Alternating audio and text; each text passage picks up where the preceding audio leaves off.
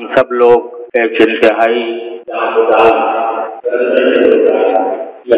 जबान पर लाते हुए भी दिल कट रहा है कि हमारे दारुल के ग्रामीण मेरे बहुत ही मोहसिन और मुश्किल भाई जिनके साथ मेरा 75 साल का साथ रहा है, आज वो अल्लाह तबारक व तआला ने उनके वक्त मौत पर उन्हें अपने पास बुला लिया। इस सदमे के इजहार के लिए मेरे पास कोई ज़ख़ीरा नहीं। हम सब के लिए एक बहुत बड़ा सदमा है, एक अजीम साया हमारे सर से उठा है। आप हज़रात जानते हैं कि तकरीबन 2 साल से हज़रत साहिब फिराज, लेकिन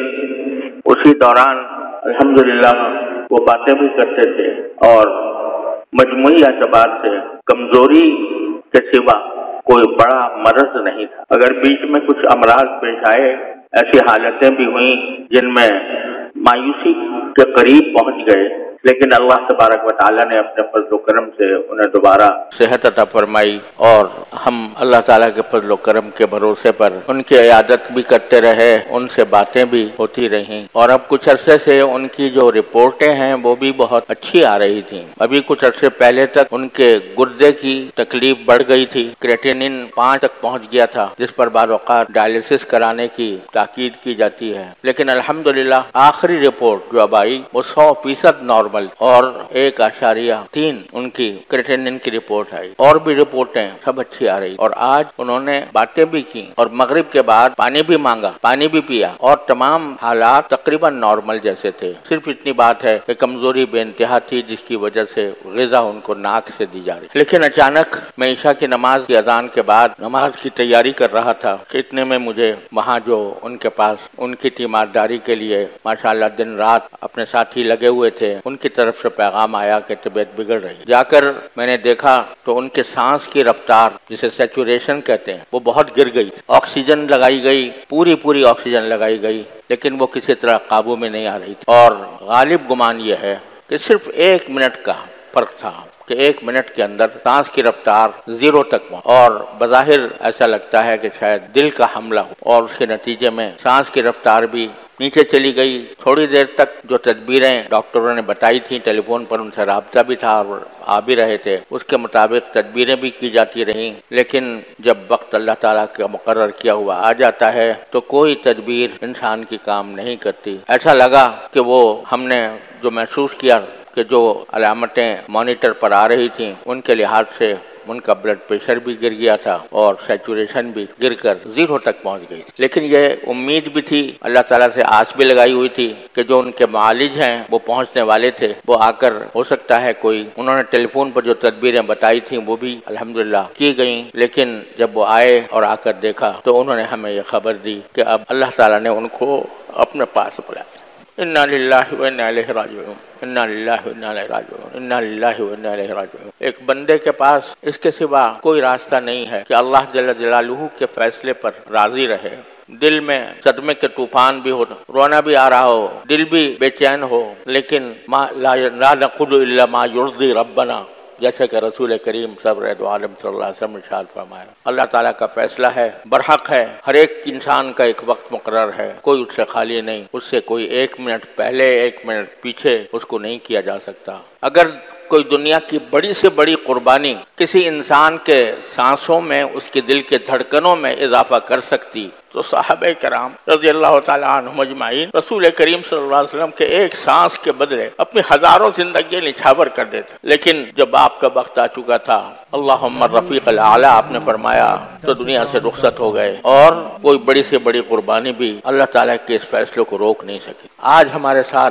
हमारे लिहाज से, इस वक्त हमारे माहौल में अपने बुजुर्गी के एतबार से, अपने इल्म के एतबार से, अपने फजल के एतबार से, अपने कारनामों के एतबार से, अपनी खिदमात के एतबार से, इस वक्त उनसे बड़ी शख्सियत मुझे कोई और नजर नहीं आती। लेकिन हर बड़ी शख्सियत एक वक्त उसको जाना होता है। अल्लाह ताला ने अल्हम्दुलिल्लाह उनको इस हालत में अपने पास बुलाया कि उनकी الحمدللہ ان کے فیوز، ان کے شاگرد، ان کے علوم، ان کی کتابیں، ان کی تصانیف، ان کے فتاوا الحمدللہ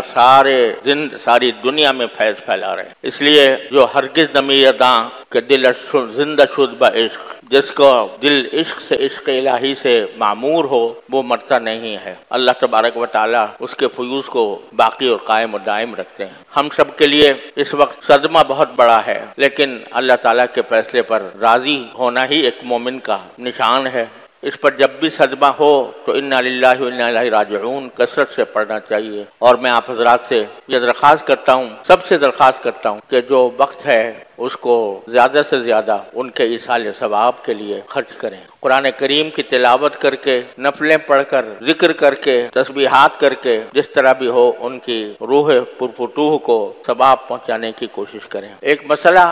آپ حضرات کے پاس آنے میں جو دیر لگی، اس کی پہلی وجہ تو یہ تھی کہ ابھی ہمیں یقین کرنا تھا کہ واقعتاً یہ حادثہ پیش آ گیا، کیونکہ ڈاکٹر جب تک تصدیق نہ کرے اس وقت تک ایک امید بندھی ہوئی تھی کہ شاید ابھی کوئی زندگی کی رمق باقی ہو۔ ڈاکٹر صاحب کے آنے میں کچھ وقت لگا، ان کو انہوں نے دیکھا، اس کے بعد کہ ضروری فوری انتظامات کرنے ضروری تھے، اس میں مصروفیت رہی، خبر ساری دنیا میں پھیل گئی اور ہر طرف سے ٹیلی فونوں کا تانتا بندھا ہوا۔ اس وجہ سے آپ تک پہنچنے اور آپ سے بات کرنے میں دیر لگی۔ ایک دوسرا مسئلہ اس وقت یہ ہے کہ نماز جنازہ اور تجہیز و تکفین کا مرحلہ درپیش ہے، لیکن یہ بھی ایک افسوسناک سی صورتحال ہے کہ ان کے جلیل القدر صاحبزادے حضرت مولانا محمد زبیر صاحب، اللہ تعالیٰ ان کے عمر میں، علم میں، عمل میں برکت عطا فرمائے، وہ اس وقت سفر پر ہیں اور نماز جنازہ کا وقت کا تعین اس بات پر موقوف ہے کہ ان کی واپسی کے لیے جو سیٹیں بک کرائی جا رہی ہیں ان کا صحیح پتہ چل جائے۔ ان کا صحیح پتہ چلنے کے بعد ہم یہ فیصلہ کر سکیں گے کہ نماز جنازہ کس وقت کی جائے۔ ظاہر ہے کہ حضرت رحمت اللہ علیہ کے وہ ولی اقرب ہیں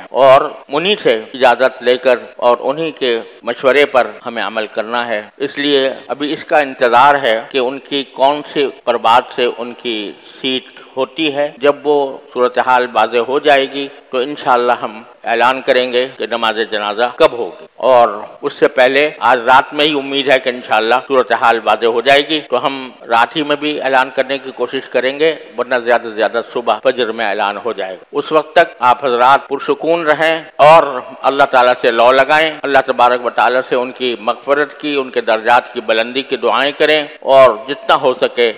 انہیں ایصال ثواب کرنے کی کوشش کریں۔ بس یہ چند کلمات تھے جو مجھے آپ حضرات سے اس وقت کہنے تھے۔ اللہ تبارک و تعالیٰ اپنے فضل و کرم سے ہمیں اس عظیم صدمے کو سہارنے کی توفیق عطا فرمائے، اور اللہ تعالیٰ ہمارے ملت پر، ہماری قوم پر، ہمارے ملک پر، ہمارے دارالعلوم پر جو صدمہ آیا ہے، اللہ تبارک و تعالیٰ اس کو اس کی ذمہ داریوں سے اپنی رضا کے مطابق عہدہ برا ہونے کی توفیق عطا فرمائے۔ وآخر دعوانا ان الحمدللہ۔